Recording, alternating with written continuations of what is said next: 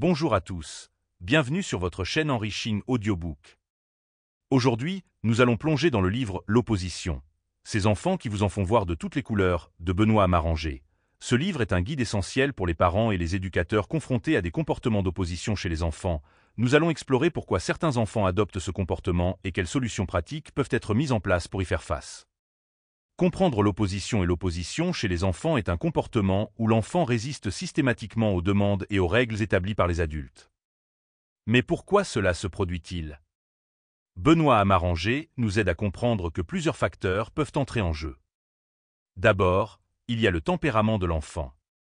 Certains enfants sont naturellement plus têtus ou ont un fort besoin d'indépendance, ce qui peut les amener à défier l'autorité. Ensuite, il y a les dynamiques familiales, des tensions au sein de la famille, une inconsistance dans l'application des règles ou même des styles parentaux différents peuvent contribuer à ce comportement. Enfin, les influences environnementales jouent un rôle crucial. L'environnement scolaire, l'influence des pairs et même les médias peuvent influencer la façon dont un enfant réagit aux règles. Par exemple, un enfant qui voit ses amis défier l'autorité peut être tenté de faire de même. Facteurs contributifs, et examinons de plus près les facteurs contributifs. Commençons par les facteurs internes.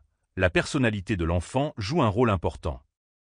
Un enfant avec un fort besoin d'indépendance peut vouloir affirmer son autonomie en défiant les règles.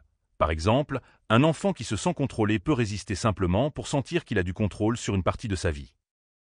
Les besoins émotionnels sont également cruciaux. Un enfant qui ne se sent pas suffisamment écouté ou compris peut utiliser l'opposition comme un moyen d'attirer l'attention ou d'exprimer ses frustrations. Imaginez un enfant qui se sent ignoré chaque fois qu'il essaie de parler de ses sentiments, il peut commencer à défier les règles pour s'assurer qu'on le remarque. Les facteurs externes incluent les styles parentaux. Un style parental autoritaire, par exemple, peut entraîner des comportements opposants parce que l'enfant ressent une pression constante et un manque de compréhension. À l'inverse, un style permissif peut créer de la confusion chez l'enfant quant aux limites à respecter. L'environnement social, comme l'école ou les amis, a également un impact. Un enfant qui voit ses camarades de classe défier les enseignants peut être influencé par ces comportements.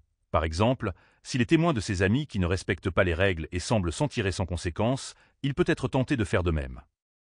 Stratégie de gestion. Et maintenant, passons aux solutions pratiques proposées par Benoît Hamaranger pour gérer l'opposition chez les enfants. Voici quelques stratégies clés. Cohérence. La cohérence est essentielle. Les enfants ont besoin de savoir à quoi s'attendre et ce qui est attendu d'eux. Les règles et les attentes doivent être claires et appliquées de manière uniforme. Par exemple, si une règle concernant l'heure du coucher est en place, elle doit être respectée par les deux parents de manière cohérente. Cela signifie également que les conséquences pour ne pas respecter les règles doivent être cohérentes. Si un enfant sait qu'il peut parfois échapper à une règle, il sera plus tenté de la défier. Communication. Une communication efficace est cruciale. Écouter activement votre enfant et utiliser un langage positif peut faire une grande différence. Par exemple, au lieu de dire « arrête de faire ça », essayez « j'aimerais que tu fasses ceci à la place ». La validation des émotions de l'enfant est également importante. Lorsque vous reconnaissez et acceptez les sentiments de votre enfant, vous lui montrez que ses émotions sont valides, ce qui peut réduire son besoin de défier les règles pour s'exprimer. Par exemple, si un enfant est en colère parce qu'il doit arrêter de jouer, vous pouvez dire « Je vois que tu es en colère parce que tu dois arrêter de jouer. C'est normal de se sentir comme ça. Mais il est temps de dîner maintenant. » Établissement de limites. Fixer des limites claires et précises est crucial. Les enfants ont besoin de savoir quelles sont les attentes et quelles seront les conséquences s'ils ne les respectent pas. Les conséquences doivent être logiques et proportionnelles. Par exemple, si un enfant refuse de ranger ses jouets, une conséquence logique pourrait être de ne pas pouvoir jouer avec d'autres jouets jusqu'à ce que les premiers soient rangés. Il est important que les conséquences soient liées directement au comportement pour que l'enfant comprenne la relation entre ses actions et les résultats. Renforcement positif. Le renforcement positif est une technique très efficace pour encourager les comportements souhaités. Utiliser des récompenses, des éloges et des systèmes de points peut motiver un enfant à suivre les règles. Par exemple, récompenser un enfant pour avoir fait ses devoirs sans se plaindre peut encourager ce comportement à se répéter. Il est important de noter que les récompenses ne doivent pas toujours être matérielles. Les éloges et l'attention positive peuvent souvent être tout aussi motivants.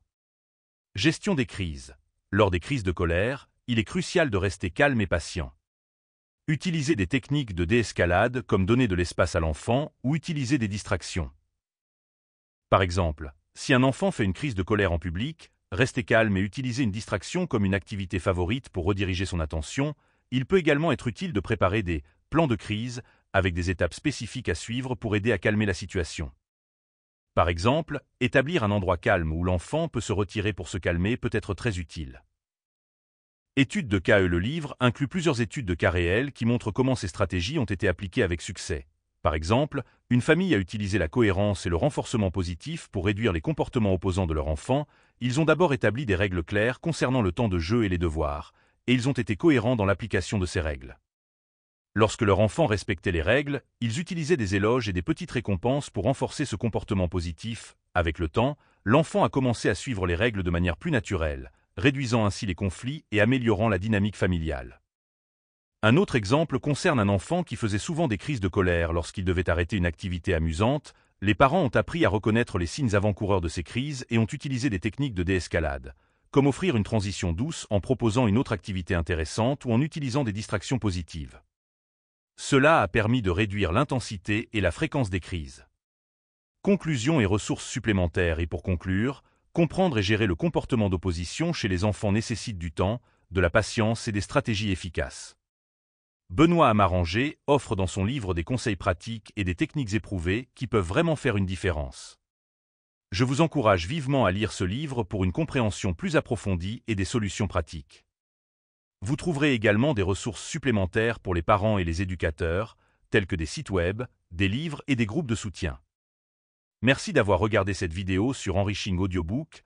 N'oubliez pas de vous abonner à notre chaîne pour plus de résumés et d'analyses de livres. À bientôt pour un nouveau résumé littéraire.